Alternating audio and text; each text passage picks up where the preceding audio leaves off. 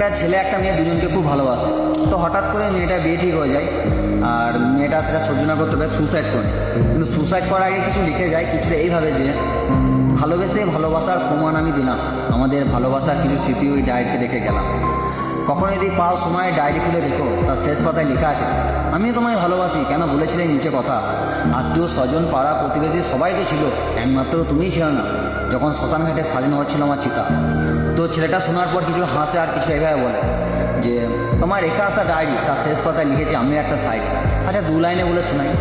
বয়স আমার বেশি না, বয়স আমার অল্প, তবে এই বয়সে লিখে এসেছি আমার ভালোবাসার গল্প। আমিও তোমায় ভালোবাসি, এটা ছিল না কোনো নিচে কথা। আর তোমার চোখ এখন বন্ধ, চোখ দুটো খুলে তো একবার দেখো, তোমার পাশে সাজানো আছে আরেকটা চিতা।